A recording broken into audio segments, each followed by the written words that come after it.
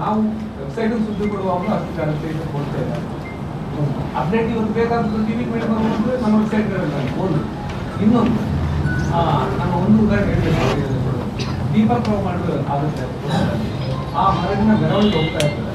ಹೋಗುವಾಗ ಒಂದು TV channel ಅಲ್ಲಿ ಬರ್ತಾ ಇದೆ, ಸರ್ಕಲ್ ತೆಗೆದಾಗ ಅವ್ರು ಹೇಳ್ತಾರೆ ಅದನ್ನು ಹೇಳೋದು ಬೇಡ. ಆಗ ಅದೇ ಚಾನೆಲ್ನ ಹತ್ರ ಅದೇ ರಿಪೋರ್ಟ್ ನೋಡೋದು ಹೇಳ್ತಾ ಇದ್ದಾರೆ, ಬೆಂಗಳೂರಲ್ಲಿ ಕೊಡ್ತೀನಿ ಬೆಂಗಳೂರು, ಅದೇ ಬೆಂಗಳೂರಲ್ಲಿ ಅದನ್ನು ಮಾಡಿದ್ದಾರೆ. ಯಾಕೆ ಆ ರೀತಿ ಆಗ್ತಾ ಇದೆ?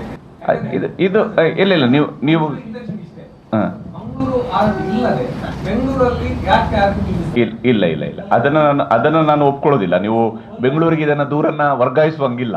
ಯಾಕೆ ಅಂತ ಹೇಳ್ತೀನಿ. ಯಾಕೆಂದ್ರೆ ನಾನು ಮಂಗಳೂರಿನವನಾಗಿ ನನ್ನ ಜವಾಬ್ದಾರಿ ಇದೆ ಇದರಲ್ಲಿ. ಇದನ್ನ ನಾನು ಮಂಗಳೂರಿನವನಾಗಿದ್ದುಕೊಂಡು ನಾನು ಹೇಳ್ತೀನಿ ಇದರಲ್ಲಿ.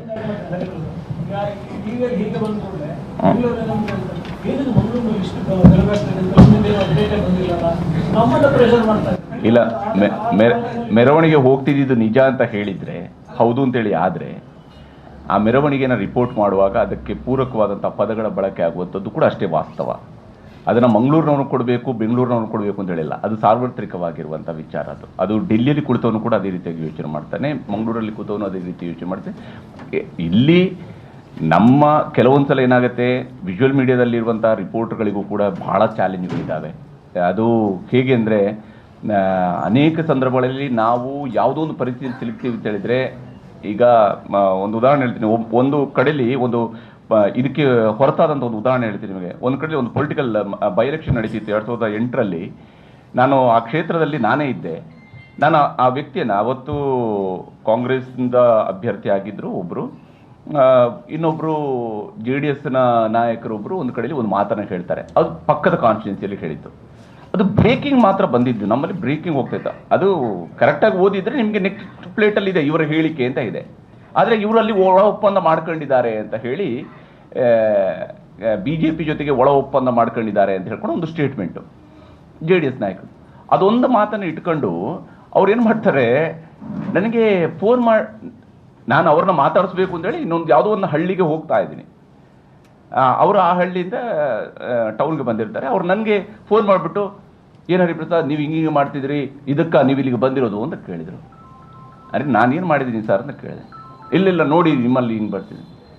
ಆಯಿತು, ಅಲ್ಲಿ ಯಾರೋ ಮಾತಾಡಿರ್ತಾರೆ, ನೀವು ಕ್ಲಾರಿಫಿಕೇಷನ್ ಕೊಡಿ. ನಿಮಗೆ 3 ಗಂಟೆಗೆ, ನಾನು 2 ಗಂಟೆಗೆ ಆಯ್ತಿದ್ದು, 3 ಗಂಟೆಗೆ ಬುಲೆಟಿನ್ ಇದೆ, ಅದರಲ್ಲಿ ಕೊಡಿಸ್ತೀನಿ. ಫೋನು ಕನೆಕ್ಟ್ ಮಾಡಿದ್ವಿ. ಅಲ್ಲಿ ಬಾಯಿಗೆ ಬಂದಂಗೆ ಬೈದರು. ಯಾರಿಗೆ? ಚಾನೆಲ್ಗೆ ಬೈದರು.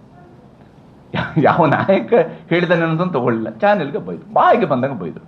ಅದು ಬಳಕೆ ಮಾಡಬಾರ್ದ ಪದಗಳು. ನಾವು ಲೈವಲ್ಲಿ ಆದರೆ ಅದನ್ನ ಏನು ಮಾಡೋಕ್ಕಾಗೋದಿಲ್ಲಲ್ಲ, ಅದಕ್ಕೆ ಟೂ ಯಾವುದೋ ಹಾಕೋಕ್ಕಾಗೋದಿಲ್ಲ. ಅವ್ನು ಮಾತಾಡ್ತಾ ಇರ್ತಾನೆ, ಅವ್ನು ಫೋನಲ್ಲಿ ಕೊಡ್ತಾ ಇರ್ತಾನೆ. ಆಯಿತಾ, ಅವ್ರು ಮಾತಾಡಿದರು, ಆಯಿತು. ಅದು ಮುಗೀತಾ? ಅಲ್ಲಿಗೆ ಮುಗಿಯಿಲ್ಲ. ಅಲ್ಲಿಂದ ನಾನು ಆ ಹಳ್ಳಿನ ಮತ್ತೆ ವಾಪಸ್ ನಾನು ಆ ಟೌನ್ ಮೂಲಕವಾಗಿ ನಾನು ಡಿಸ್ಟ್ರಿಕ್ಟ್ ಸೆಂಟರ್ಗೆ ಹೋಗಬೇಕು. ಯಾಕಂದರೆ ಡಿಸ್ಟ್ರಿಕ್ಟ್ ಸೆಂಟ್ರಲ್ಲಿ ನಮ್ಮ ಮನೆ ರೂಮ್ಗಳಿದ್ವು. ನಾವು ಆ ಟೌನ್ ದಾಟಿನೇ ಹೋಗಬೇಕು. ಅಲ್ಲಿಗೆ ಎಂಟ್ರಿ ಆಗೋ ಪುಣ್ಯ, ಆ ಊರಿನ ಒಂದು ಪುಣ್ಯಕ್ಕೆ, ನಮ್ಮ ಪುಣ್ಯಕ್ಕೆ ಅಂತ ಹೇಳಬೇಕು. ಆ ಊರಿನಲ್ಲಿ 2 ದಾರಿ ಇದೆ. ಆ ಊರಿಂದ ಹೊರಗಡೆ ಎಕ್ಸಿಟ್ ಆಗೋದಕ್ಕೆ 2 ದಾರಿಗಳಿದೆ. ನಾನು ಕರೆಕ್ಟಾಗಿ ಜಂಕ್ಷನಲ್ಲಿ ಬಂದು ನಿಲ್ಲಿಸಿದ್ದೀನಿ ಕಾರು. ಒಬ್ಬ ನಡ್ಕೊಂಡು ಬಂದ, ಅವನ ಜೊತೆ ಕೇಳಿದೆ, ಏನು ಅಲ್ಲಿ ನನ್ನ ಜೊತೆ ಹೇಳಿದ್ರು, ನೀವು ಅಲ್ಲಿ ಬನ್ನಿ, ನಾನು ಅಲ್ಲಿ ರಿಯಾಕ್ಷನ್ ಕೊಡ್ತೀನಿ ಅಂತ ಹೇಳಿದ್ರು.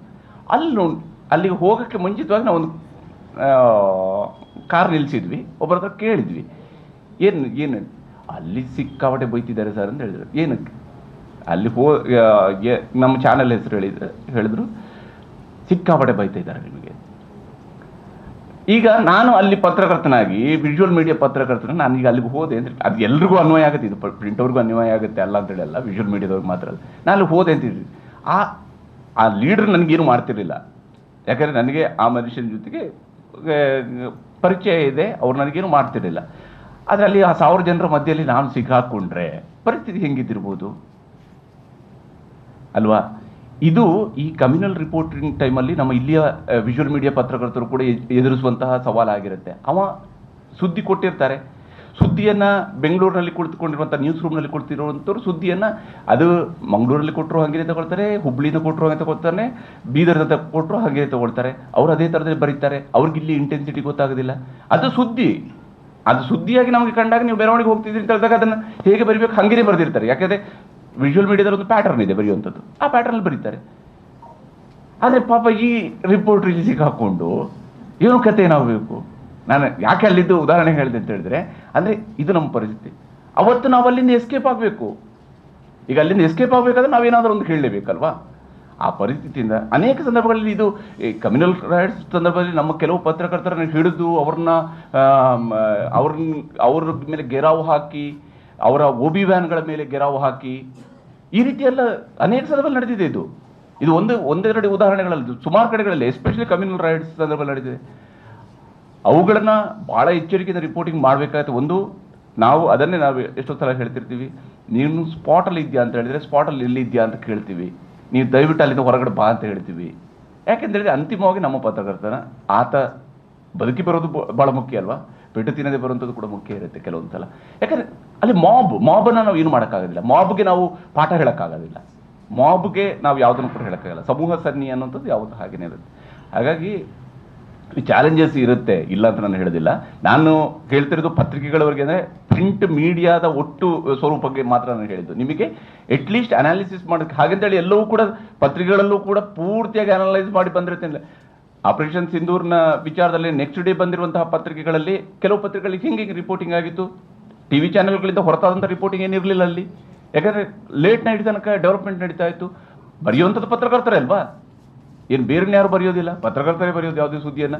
ಹಾಗಾಗಿ ತಪ್ಪುಗಳಲ್ಲಿ ಆಗ್ತವೆ, ಆಗೋದಿಲ್ಲ ಅಂತ ಹೇಳಿ ನೀವು ಹೇಳಿದಂಗೆ ವೆಬ್ಸೈಟ್ಗಳಲ್ಲಿ ಈಗ ನಾವು ಅಪ್ಡೇಟ್ ಕೊಡ್ತೀವಿ. ವೆಬ್ಸೈಟ್ಗಳಲ್ಲಿ ಅಪ್ಡೇಟ್ ಕೊಡುವಾಗ ನಮಗೆ ಅಪ್ಡೇಟನ್ನು ಮತ್ತೆ ಅಪ್ಡೇಟ್ ಮಾಡೋದಕ್ಕೊಂದು ಅವಕಾಶ ಇರುತ್ತೆ. ಬಟ್ TV ಚಾನೆಲ್ಗಳಲ್ಲಿ ಹೆಂಗಾಗುತ್ತೆ ಅಂದರೆ ರಿಪೋರ್ಟ್ರ್ ಮಾತಾಡಿದ್ದೇ ಹೋಗಿಬಿಡುತ್ತೆ, ರಿಪೋರ್ಟ್ರ್ ಮಾತಾಡಿದ್ದೇ ವೈರಲ್ ಆಗುತ್ತೆ.